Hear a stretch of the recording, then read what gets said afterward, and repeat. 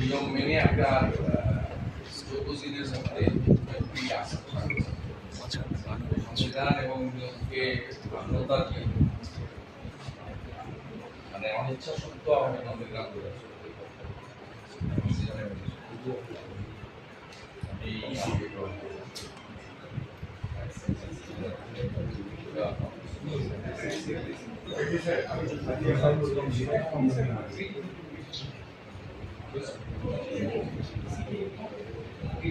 নন্দীগ্রামের প্রত্যেকটি ভোটারের কাছে আমার আবেদন, বিধায়ক অন্যকেও নির্বাচিত হলেও দায় দায়িত্ব স্বপ্ন পূরণ, আশা ভালো রাখা, ভালো মন্দে থাকা, উৎসব উন্নয়নে থাকা, বিধায়ক পরিষেবা কার্যালয় সহ সমস্ত রকম পরিষেবা আপনারা পাবেন। আপনাদের বন্ধু শুভেন্দু আপনার সঙ্গেই থাকবে।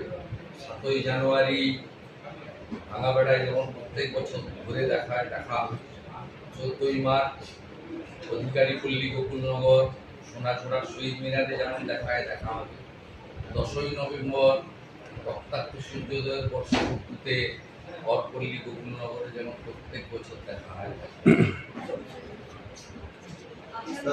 5ই জুন যখন ফিরোজা বিবি প্রথম বাই ইলেকশনে যেতে, সেদিনও সমস্ত দায়ের দায়িত্ব দায়ভার আমার ঘাড়েই ফিরোজা বিবিও দিয়ে রেখেছিলেন জনগণ।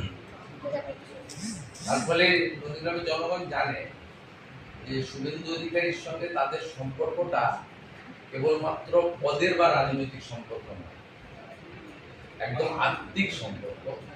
যে সম্পর্ক মানে মরতে দন্ত, যতক্ষণ শ্বাস প্রশ্বাস আছে যে সম্পর্ক থাকবে, সেটা ওরাও জানে, আমিও জানি।